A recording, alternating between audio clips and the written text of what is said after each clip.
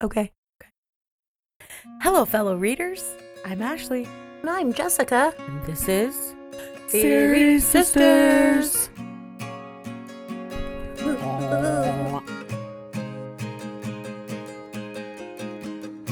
Okay.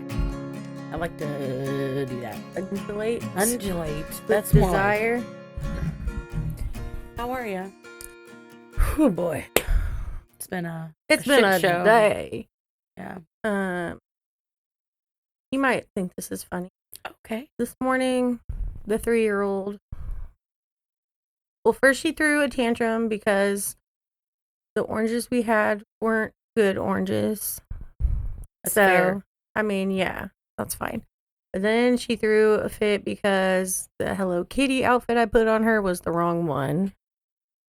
And then she threw a fit because she wanted to put the glue stick on as lipstick.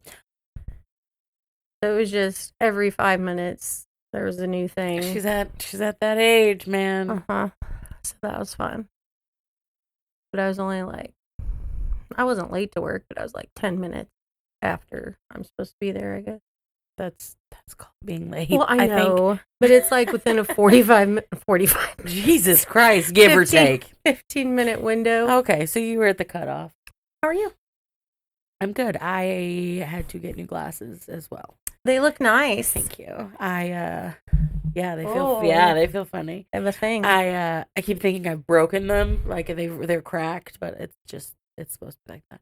No, I was sitting at work and I was working on the podcast, so I'm writing in my notebook, and down here it just goes and just fucking broke. I just gave up. Yeah, it said I'm done now. So I went and got some new ones. Also, I'm a little stuffy, so I apologize, which leads me to my question that I have to ask. Oh. What do you prefer? If you had to choose one thing to happen, do you prefer to have a cold or do you prefer a stomach bug? Cold. Thank you. I agree completely. I don't do well when I'm queasy. No. I am a huge baby. I hate being nauseous. Oh my God. Can't do anything. I can't eat. I get it. And I hate puking. Yeah. Because I cry and I pee, and it's really unfortunate. Yeah, I get it. All of the... I always lose my voice. If I have a whole night of puking. You're a holler puker. Oh yeah, that's I'm what loud Josh at does. it. He screams. But he said he would prefer a stomach bug because usually once you puke, you feel better. No. Which, no. I mean, that's fair. You do feel better for maybe 5 minutes, depending on what you have. But no, I would rather... I'll have 2 months of a cold versus a stomach bug. I am in agreement with that. Okay. Just wanted to get your take. Okay. I'm glad. Yeah. Got that covered. I looked up some V.E. Schwab. Okay. Her real name is Victoria. Victoria Elizabeth. Okay. And she had published some books under Victoria. Okay. And then the more adult or older. So she wrote children's books too. Okay, so to differentiate between them. I guess. Or maybe she just moved on to bigger and better things. I don't know. So yeah, and then she switched it to V.E. Schwab. She is 38. She's my age. She came out when she was 28. Nice. She's American. Yeah. Good. There's a podcast, and now I can't remember what it. Sorry, I need to write these things down. We'll have to look that up. Then. Yeah, she does have a podcast where she talks about writing, and she's talked to guests. I think one of them was Halle Berry, famous people. Ooh. Yeah. Cool. And the rumor of the film adaptation of The Invisible Life of Addie LaRue is true. And she's, I think, one of the producers. Okay, good. Then I will see it. Because if she's involved in it. I don't want another Twilight situation. I just don't. I can't. It really, turned me off of movie adaptations. That's fair. I will say that They get progressively better. They do. They as do. It goes. They do. But I hate love. I love hate them. Yeah. Josh and I one time for our anniversary, I think, we downloaded the riff tracks. Have you ever seen Mystery Science Theater? You know the guys? Okay. Well, I don't know if they still do. I assume it's still there. There's a website where you can download them talking through different movies, and you can watch the movie at the same time and listen to their commentary. They're being silliness. I know. And I love Mystery Science Theater. It's glorious because we watched them do it with the first Twilight, and it was very, very funny. Oh, man. It's very fun. Yeah. You ready? Cool. Yes. I am so ready as things are ready. There we go. Just told you. Got my papes. Here's the book. A darker shade of magic. I guess it's just whatever. What? I was going to say, it's not going to zoom in on it, though. No. Well, Josh can. Yeah, that's true. Effects. Got my notes in it of where I need to separate out for the... Oh, okay. Yeah, I'm organized sometimes. Okay. Right, I'm ready. Okay, here we go. Oh, here we go. Okay, so do we need to tell you anything else? You're just starting. Okay. Start me. Kell, Kell, man, he wore a very odd coat. I always talk with my hands, and I'm very sorry. You ready? Okay. It had several sides. Sides. Okay. Meaning, the first thing he did when he stepped into a new London was to turn it inside out a few times until he finds the side of the coat that he's looking for. So he turns it inside out once, it's blue. So it's like, no. He does it again, and it's a different color. Okay. He passed through the palace into the anteroom. Anteroom? Anteroom, yeah. Which is like, I always picture it as, when we got baptized a long time ago. Yeah. In that little side room. Yeah. That's what I always pictured it as. Okay. It's just that little side room where you get ready. The little anteroom. I didn't know that had a name. It does. Okay. So when traveling between worlds, Kell could only... Okay, so I'll explain this. He can only move between a place in one and the exact place in another. Okay. So if he left... Geographically, the same exact place. Yes. But, okay. That's when he's traveling between worlds. So going from this London to that London. Okay. So in this place where he's in Grey London, spoiler alert, a basin of water waited for him as it always did. He rinsed his bloody hand as well as the silver coin he'd used for passage. Then he slipped the cord that had hung over his head and tucked it back beneath his collar. You have to have a token, I'll explain it later, when you travel. And so he uses coins from the different Londons, and he just keeps them on a cord around his neck so he can just grab them and use it. Okay. Are they in a sack, or did he punch a hole in them? He must have punched a hole. Okay. I'm not sure. It doesn't describe aesthetically how they look, just that they're there. I'll just imagine what I want. Okay. Magic I always books. imagine a hole, and like, I have a cord color depending on what London, like what coin it's in, what London it's in. Okay. Red or anyway. I lost my place. So he rinsed his bloody hand. Blah blah blah. Kell checked his reflection before passing through a set of doors to meet his host. King George III sat in front of a raging fire, and it's hot. Rager. Dude's old as hell. He's blind, and he's losing his mind a bit. He calls out when he hears somebody, and he asks, "Who's there? Robbers? Ghosts?" Robbers? And Kell says, "I don't believe ghosts would answer, Your Majesty." Either with the robbers. Well, they might. I'm a robber. I'm a robber. The king was excited that he recognized Kell's voice because he loves Kell, and he takes a moment to scold him for not coming sooner. Kell assures the king that it's only been a month, but the king feels like it's been longer. The king holds out a gnarled hand. Oh. A strong Gross. hand. And Kell places a sealed envelope in it. The king, this is going to sound weird, but it is kind of weird. Okay, the king caresses the wax seal on it. Remember, he's blind, so he's touching it. Well, that's how you tell who Yes, sent it. yes. Well, anyway, the red throne's emblem, a chalice with a rising sun. Then he brings the paper to his nose and inhales deeply. Roses, he says. He meant the magic. Kell never noticed the scent of Red London clinging to his clothes whenever he traveled.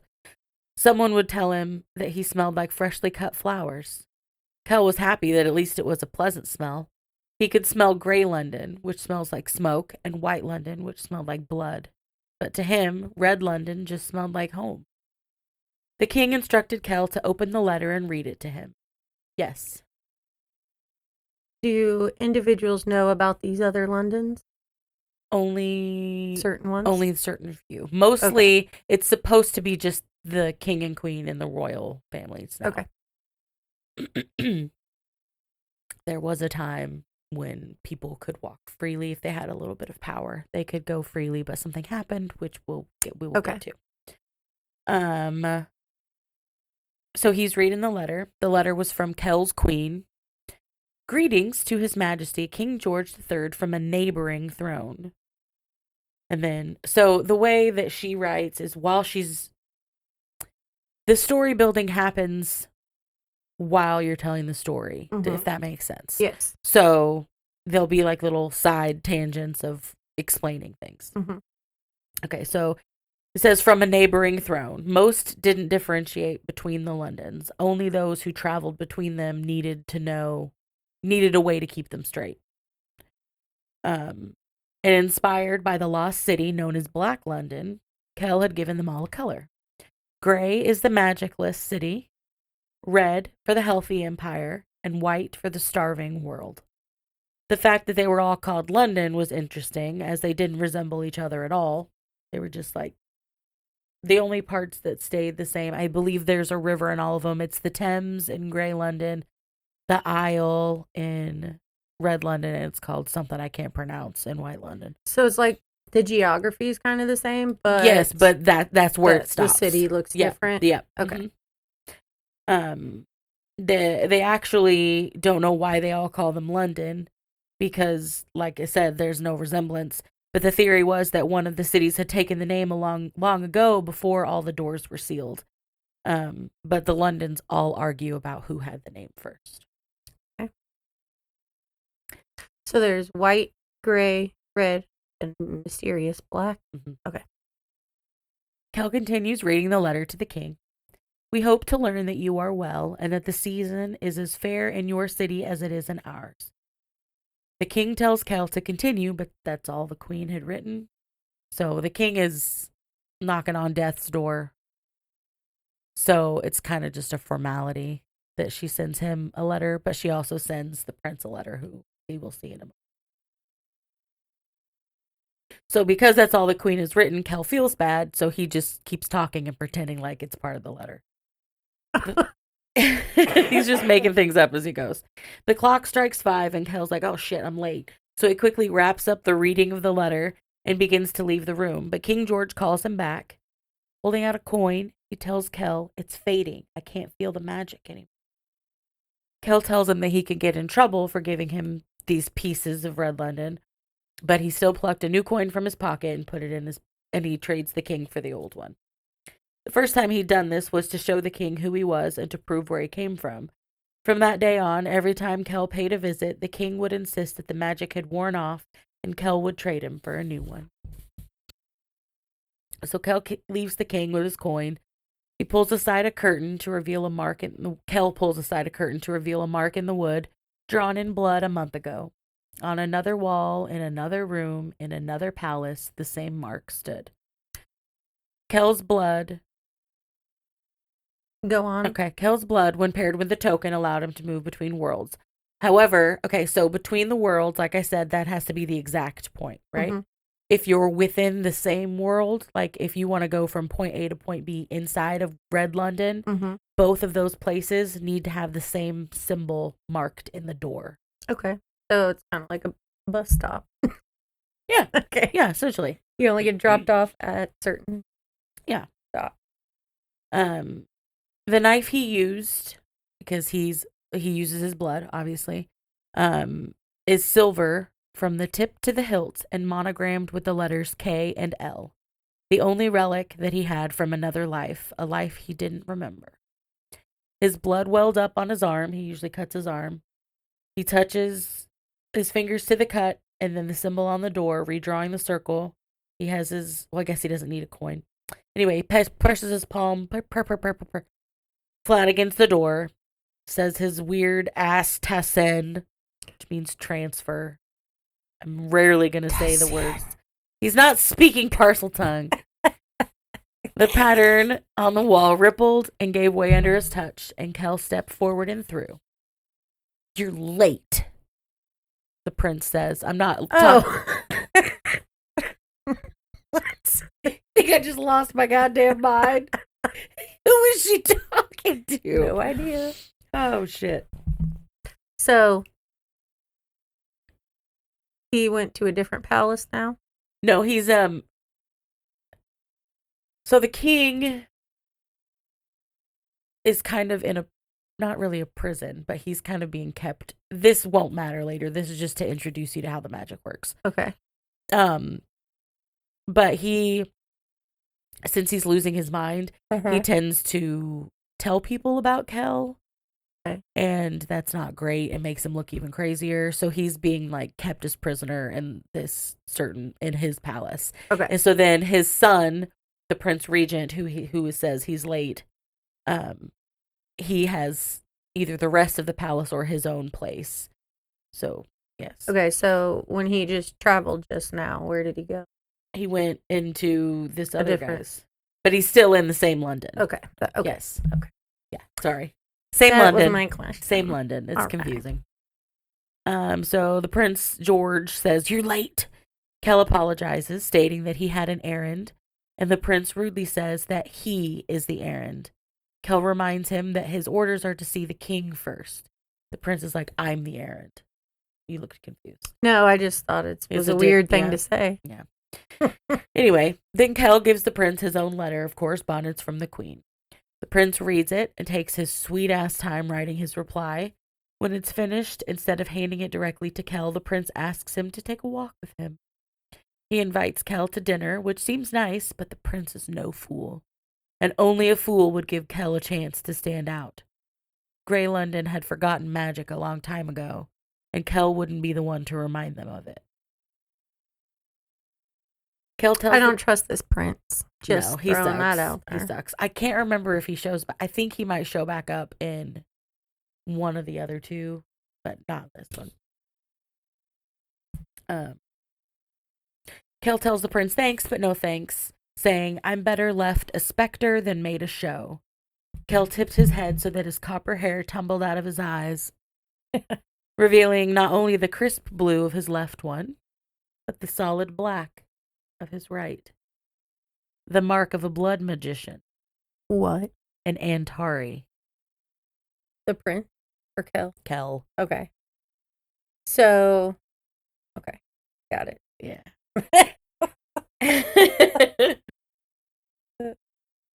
Kell goes on to say, so he's kind of like threatening the Prince Regent by like so blatantly showing his eye. And then he tells him, "Do you know why our worlds are kept separate, Your Highness? It is to keep yours safe.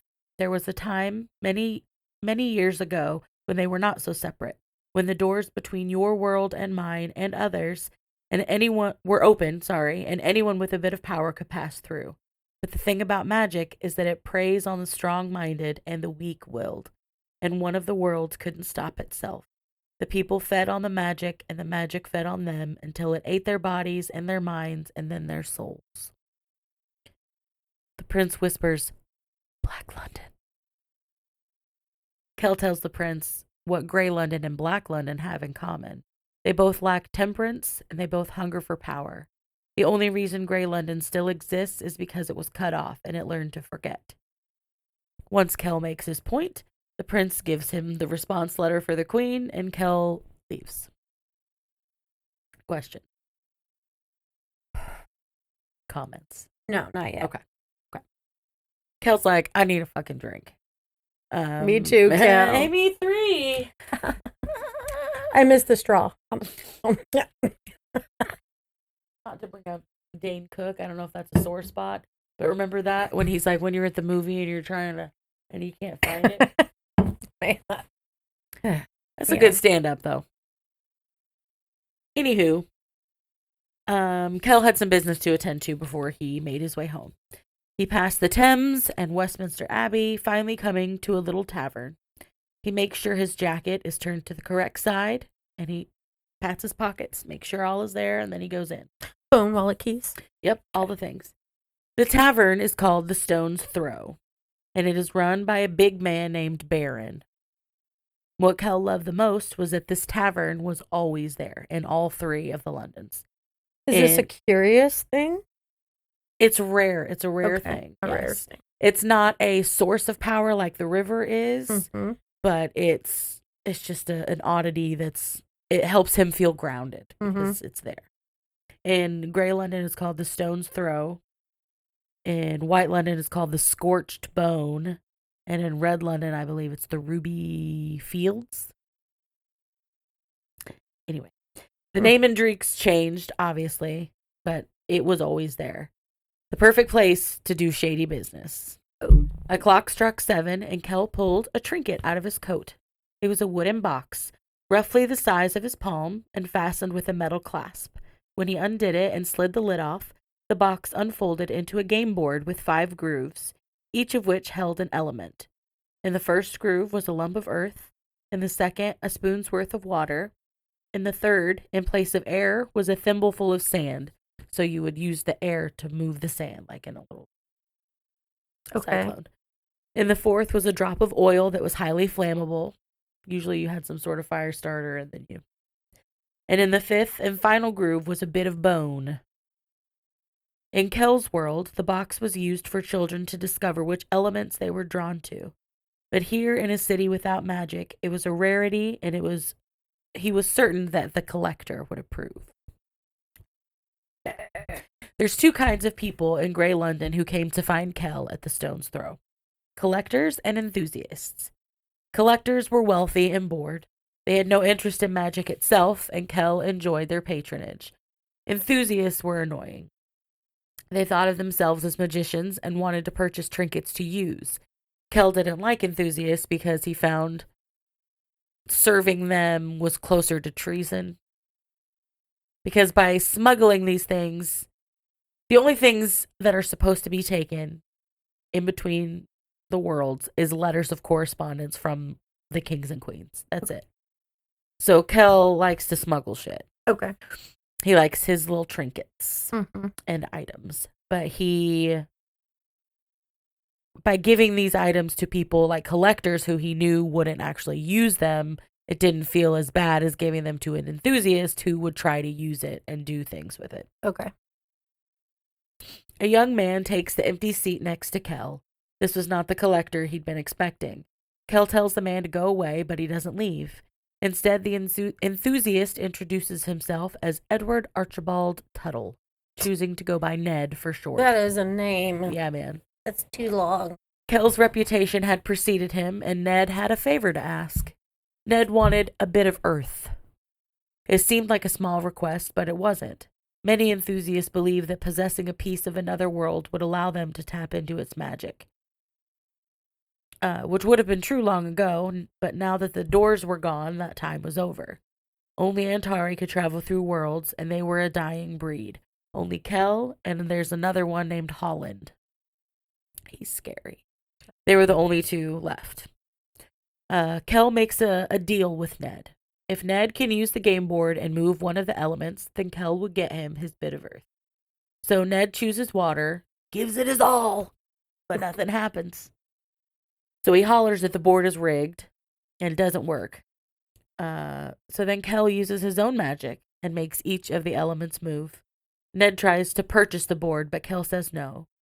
Kell asks, if I get you your bit of earth, what will you give me for it? Ned tells him to name his price, but Kell doesn't want any money. What use does he have for a different world's currency? He tells him, I don't want your money. I want something that matters. Something that you don't want to lose. Kell tells him to look for him within a month. Ned left. I wonder what he's gonna find to give him. I know. Or does he even come back? He comes back for a second, and then he's mostly, I think, in the next ones. But he had to be introduced, guys. Now that the stool is empty, a bespectacled man approaches. Oh. This is the collector he was waiting for. And he nods at the game board and says, "Is that for me?" Kell said yes and slides the box over. He lets the man fiddle with it for a bit before showing him how it worked. Why am I yelling? I don't know. I got excited. The collector dug into his pocket and grabbed a folded handkerchief. When he set it on the counter, it made a small thud. Inside was a silver music box. They had music boxes in Red London too, but they all worked with magic. There was something about knowing that a person used their hands to like make the cogs turn and everything like that really Kell just loved. It wasn't magical. Yeah, it was exactly. Mechanical. Yeah, he loves it. After their trade, Kell left the tavern and made his way back toward the Thames. He reached a brick wall, cut his aching arm a third time. He uses one of the coins around his neck, which is a red lin. He's going to Red London.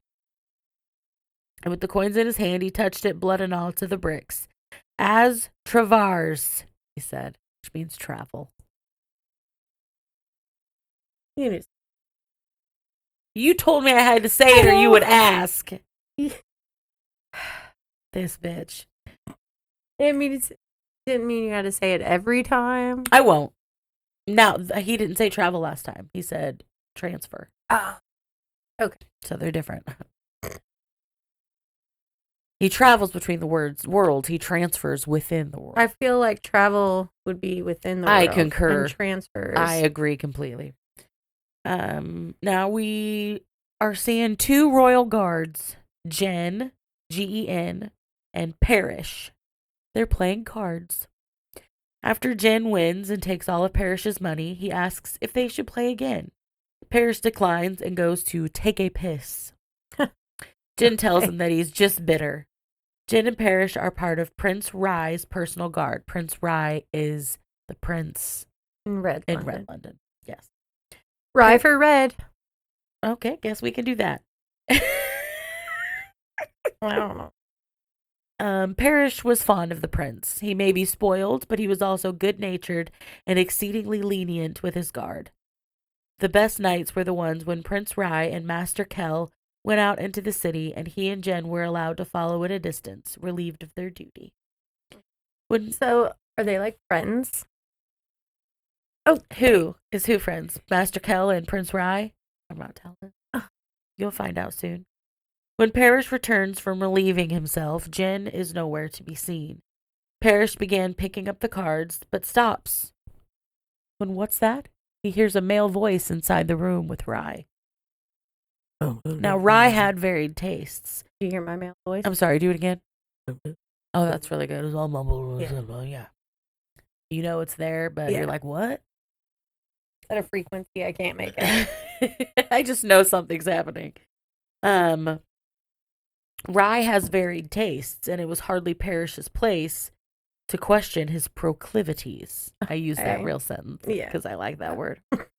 But Parrish recognized the voice immediately. It was a voice like a shadow in the woods at night, quiet and dark and cold. And it belonged to Holland, the other Antari. What's he doing there? Parrish liked Kell, but Holland terrified him. So Parrish continues eavesdropping. And you said there's only 2 left? Mm-hmm. Okay. Sorry. You'll learn later, when Black London fell, they wanted to make sure that there were no pieces of it left, and they mistook the Black Eye of Antari as pieces of Black London, and so a lot of them were killed. Okay. Black form? Okay. I know, it's their first time. Pardon my intrusion, came Holland's voice.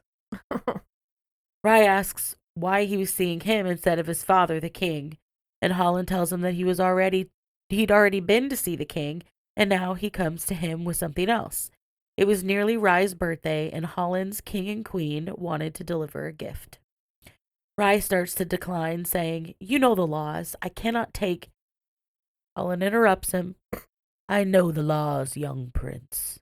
I feel like Jafar. I picked the gift out here in your own city on my master's behalf."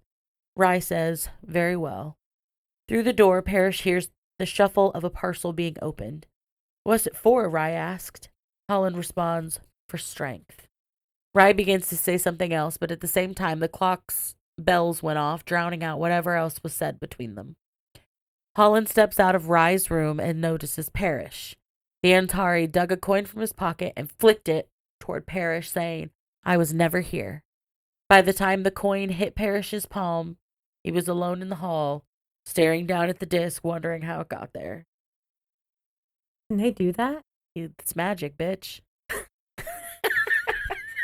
Is she allowed to do that? It's from Mulan. Can Kell do that kind of thing? Uh-huh. But he's nice, so he doesn't do that. Oh, okay. It's kind of what dicks do. What magical dicks do? Magical dicks, yeah, exactly. I think I would do that all the time. I was never here. I don't know why you gotta have an accent, though.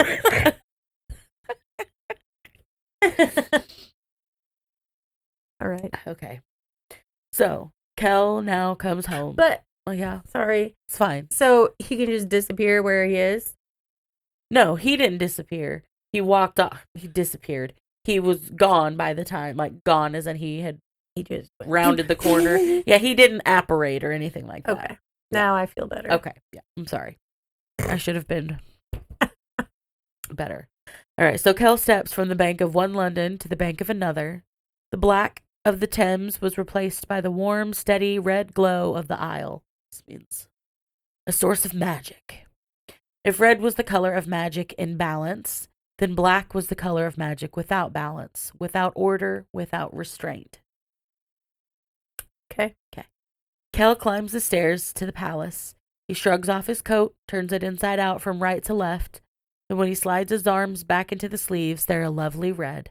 The same shimmering red as the Isle, a red reserved for royalty. Is he royal? Kell paused at the top step, fastened the gleaming gold buttons, and went in. The king, queen, and Prince Rye were having tea in the courtyard when Kell found them. Rye was trying to plan something extravagant for his birthday week, but King Maxim was not having it. He was arguing and saying it's called a birthday, not a birth week. And Rye's like, "But I'm 20 years old. A few days of celebration hardly seems excessive. And besides, half of it's for the people anyway. Mm-hmm. Who am I to deny them?" Everyone wants to celebrate. Everyone does. Rye spots Kell and excitedly motions for him to come over. Surely he'll agree. However, Kell says he thinks it's a horrible idea, but if Rye's going to do it, they should throw the party at the palace. Then they can keep an eye on him. He's kind of promiscuous and rambunctious. Mm-hmm. And charming. 20-year-old prince. Yeah, exactly. Who's handsome. Uh-huh. Yeah. You know the type. The king agrees and then asks Kell how his trip was. The queen, Amira, puts a hand to Kell's cheek and tells him they were beginning to worry. She tells him he looks pale and tells him to sit down. She tells him a lot of things, and I don't know why I wrote it like that.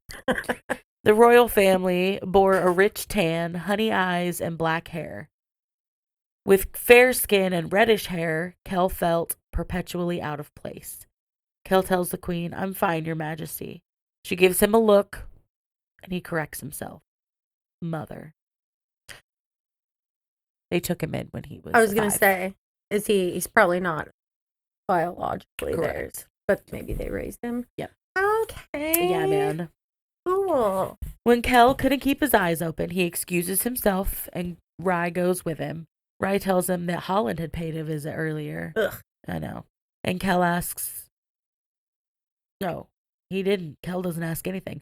Rye tells him that Holland paid a visit, and then Rye asks Kell what he brought back this time. Rye knows that he smuggles, and he is not a fan. Kell lies and tells him that he only came back with some lin, which is the money. Sorry about my stuffy nose. And that Rye was welcome to search him, but Rye never could figure out that coat. So he gets angry and tells Kell not to lie to him. In the past, when Rye had asked Kell why he did it, the smuggling, Kell didn't have a good answer. Even though the king and queen had been great to Kell, he still just didn't feel like he fit in. He felt like a prize to be won. He felt like I am not a prize to be won. Exactly. That he was just, they owned him. He was theirs instead of theirs. He's got some issues. Yeah.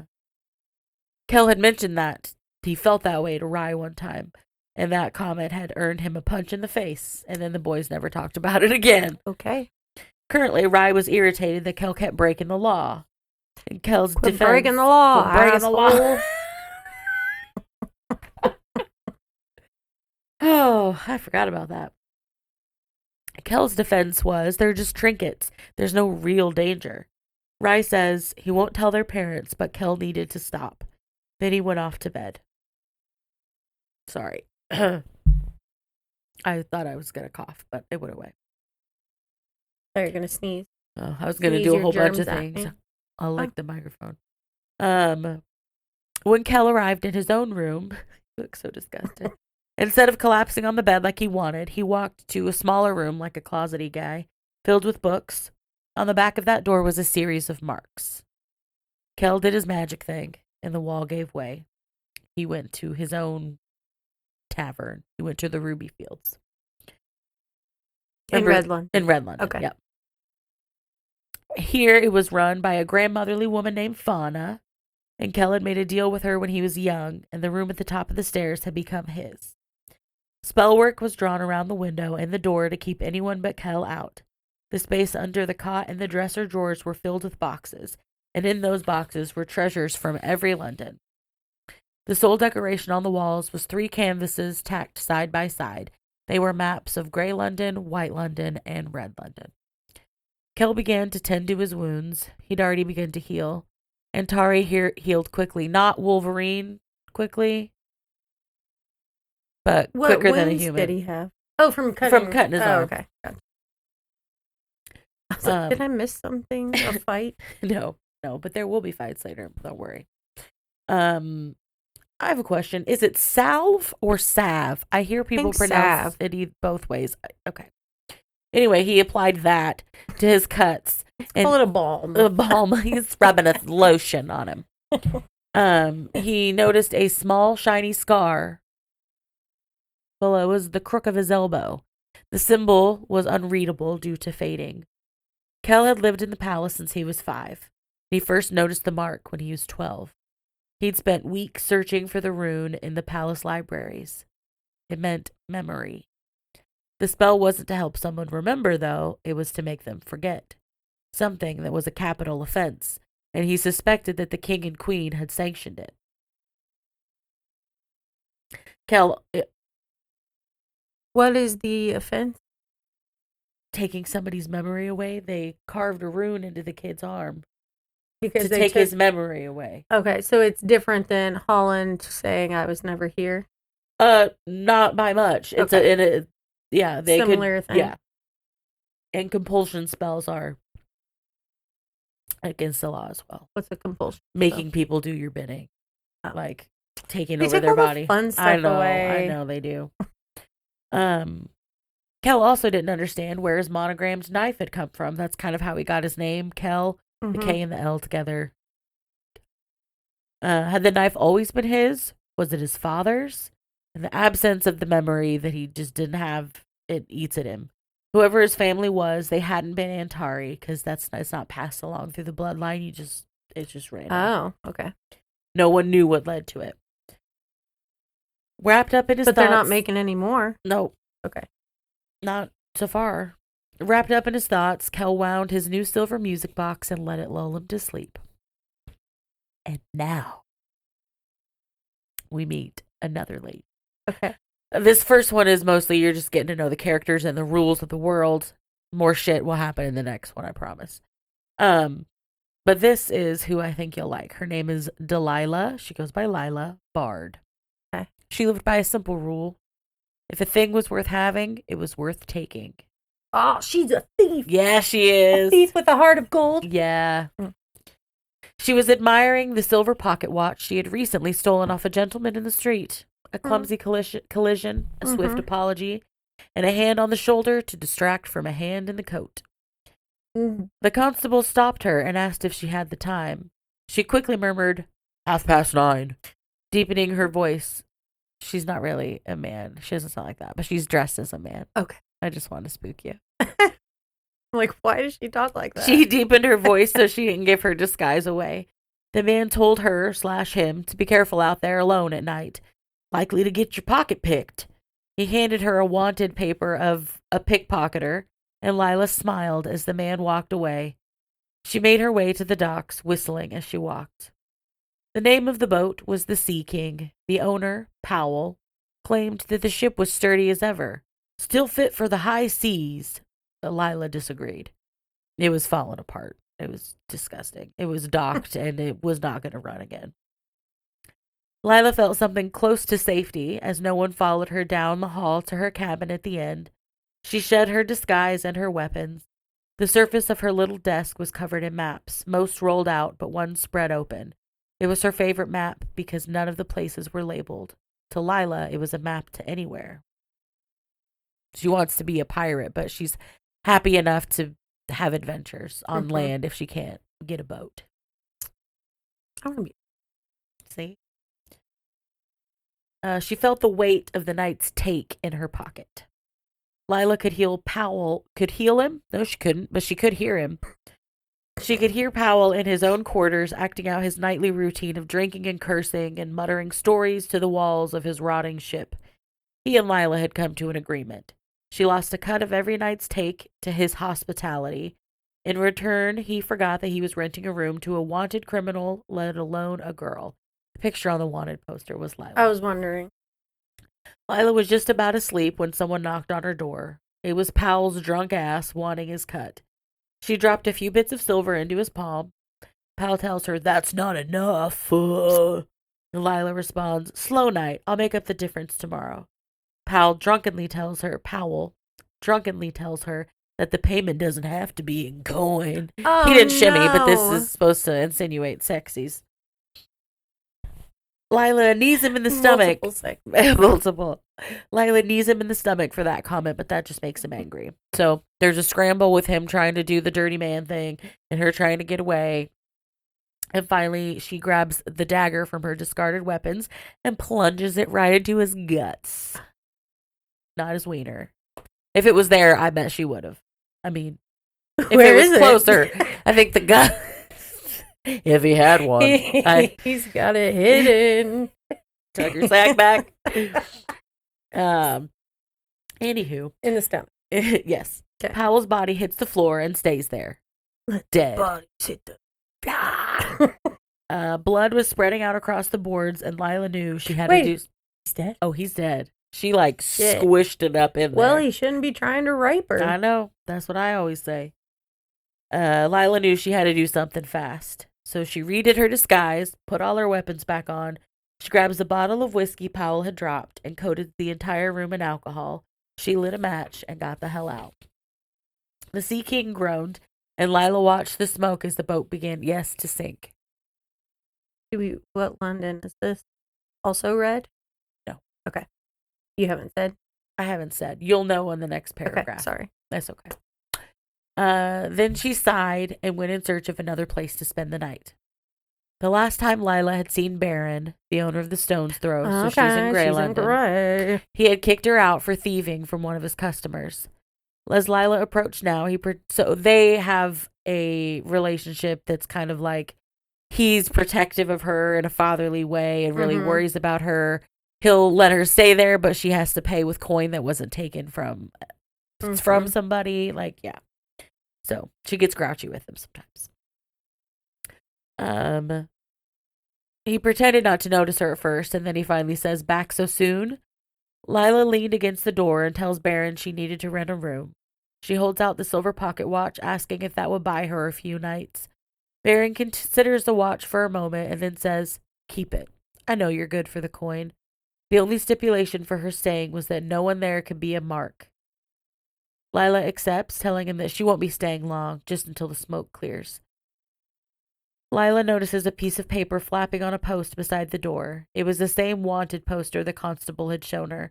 She smiled at the figure in the broad-brimmed hat and mask staring at her beneath the word wanted. The shadow thief, they'd called her. One more page, guys. Okay. Okay. This first one's kind of lame. Anyway, back to Kell. Kell sat with Rye while Rye was practicing his magic. He's really bad at it. So when you say Rye, R-H-Y. okay. But I keep thinking of like when Stewie calls Brian B-Rye. So I feel like you're going Rye. Rye. The cool guy. I'm sorry. It's okay. I can call him something else if you No, want. that's fine. So he sat with Rye while Rye practiced his magic. They were using a similar kind of game as before, except now all the elements were in glass balls. Rye was frustrated, saying, I speak 11 languages, some for countries I have never seen, nor am I likely to set foot in, yet I cannot coax a clod of dirt to move, or a drop of water to rise from its pool. And Kell tells him it's because you cannot win the elements over with your charm, your smile, or your status. You must speak to them with respect, as equals or better. So in these worlds, magic is kind of, Kell thinks of it as a sentient being. So you need to treat it with respect, and it will treat you with respect. If you're an asshole, it'll be an asshole. Anyway, okay. Frustrated, Rye says that he wants a drink. But Kell remembers that Holland had paid a visit earlier and asked Rye what he had wanted. Rye tells him he was doing what he was always doing, delivering mail. But Kell could tell something was off with the way Rye said it. Rye was a notorious fidgeter whenever he was lying, and Kell watched as he shifted his weight from foot to foot. Rye tried again and failed again to move earth within the glass. Your problem, Kell said, is that you don't want to learn magic to learn magic. You only want to learn magic because you think it'll help lure people into your bed. Rye begs to be done with practice, but Kell says, not until you can contain a flame. Fire was the only one Rye had ever shown any ability for. Rye sighed, sorry, said that weird, and drew a binding circle on the table around the dish of oil and chalk, so that way the fire can't get too big and creep out. He picked up a fire starter and squeezed it, and a spark fell onto the oil and it caught. Rye spoke to it, because you do that with this, apparently. And to both his and Kell's amazement, the flame turned white and grew, enveloping what was left of the oil and continuing to burn. It keeps spreading, and Kell tells Rye not to lose focus. But Rye isn't paying attention, and he ends up accidentally smudging the line of the chalk. The fire tore free, but in a single motion, Kell had freed his knife, drawn it across his palm, and pressed his bloodied hand to the table. As an essay, he ordered, dispel. And the fire vanished immediately. Rye felt terrible. He hated being the one to make Kell use his magic. I don't know why. I'm confused. Sorry. Are It's you okay. almost done? Should I wait? No, you're good. Okay. Why are you confused? Rye Uh-huh. trying to do magic. Uh-huh. Okay. But why does Kell have to cut himself to use magic? He doesn't necessarily have to, but if you Okay. want, that's just how you dispel something. Oh, okay. So because Rye couldn't contain the flame and because it was a magical one, it had to be dispelled a certain way. Okay. So he doesn't always have to cut himself to use. No. He does a lot of the time. Mm-hmm. He just likes to cut himself. He just really loves. Well, he is a blood magician, so a lot of his magic specifically is having to do with cutting himself. Okay. Um, Can anyone in Red London use magic if they try? if they have an ability for it, yeah. Okay. It's there. You just have to learn how to use it. Rye just sucks at it. Okay. Rye is asking him if he's okay, and Kell says he's fine, but I think we're done for today. Rye asks again about getting that drink, and this time Kell agreed. They're just about to go find Parrish and Jen when they noticed King Maxim in the doorway. He asked how their studies were going, and Kell noticed the envelope, his heart sinking. He really wanted to get that drink with Rye. I need you to carry a message to our strong neighbor. Holland delivered a message yesterday, but couldn't stay to collect the response. I told him I'd send it back with you. The king said. Kell responds, I hope all is well. He rarely knew the contents of the messages he carried, but he could usually glean the tone. The correspondences with Grey London had become a formality. Dialogue with White was constant and involved and left a furrow in the king's brow. White London was a place torn by violence and power, the name at the end of the royal letters changing with disturbing frequency. It would have been too easy to stop the correspondence, but Red London wouldn't. They felt responsible for the dying city, and they were. It had been London's decision to seal itself off, leaving White London, which sat between red and black, trapped and forced to fight back the dark plague on its own, to seal itself in and the corrupted magic out.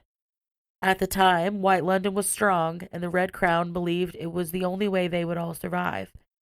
Grey London receded into obliviousness, Red flourished, but White was changed forever. The city fell to chaos and conquering, blood and ash. Questions? Comments? Is that it? Oh, I got more sense. Oh. All is as it can. All is as well as it can be, said the king. He handed the note to Kell and left. Rye makes Kell promise not to bring anything back this time. He says he promises and hopes that this time it's the truth. Okay. I like it. Give me it. Give me it. My only real question is about the different Londons. Okay. Red London. Yes. He explains more as the story goes. Yes, but, I'm yeah. sure. So, Red London is flourishing. Uh-huh. They have magic. Uh-huh. But only the royals know about the Antari. Everyone knows about the Antari.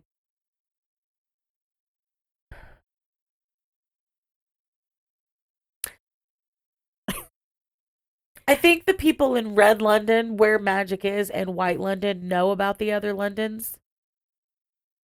It doesn't necessarily say, but the ones in Grey London don't know about. Okay. And then Black London is just a mystery. Mm-hmm. Does it still exist? I don't know. Oh. Do they think it exists or they think it's gone? No one really knows for sure. It's just kind of a ghost story. Has he ever been there? No, because in order to go somewhere, you need a token, and all the tokens were destroyed. Well, that's quite a conundrum. Yep. Okay. And when he said it sits between, yeah, he explains it later. He says to imagine it like pages in a book. Uh-huh. So Black London was down here. Then there's White London. Then Red and Grey. So when they sealed the doors and everything, Grey London was cut off. There's no magic source anywhere. Okay. So they just, whatever. Red London sealed itself in. So it kept all of its cool magic. And then White London got all fucking crazy. So it's kind of got some of the magic and some of the evil. Yeah. Mixed in. Yeah. Okay. Yeah. Oh boy. Okay. But shit gets real the next one. Like things will start to happen. We were just kind of getting to know the people and shit. Mm-hmm. Well, I like it. Okay, good. Okay. Yeah, the next one I'm really excited about. If it's confusing to anyone, let me know. Okay. I'm checking out his coat. Pretty sweet coat. It's a pretty awesome coat. All right. It's not like sequency. No. Like I was imagining. Maybe there's real shiny. Just jeweled, bedazzled. Maybe there's a side that is, but, you know, I don't think he's found it yet. I hope if he ever finds Black London, it's sequence. Is it flip sequence? Black on one side? Oh. Or is it black on both? Yeah. Black on black. Black on black. Good. Okay. All right. Thanks for listening. Thanks for listening, guys. Like us and stuff, fun stuff. Yeah. Hope you had a good holiday. Yeah, it's what, New Year's Eve now? Oh, it is. Huh? We're gonna play cards. I've been kicking Josh's ass lately. Oh. Yeah. So you know. He's been practicing though. He did pretty good last time. I know. He won a hand. He got out before me, and he like beat me by like one card. Wow. I know. He was like, we need to document this. Okay. Anyway, thanks for listening. Bye. Love you.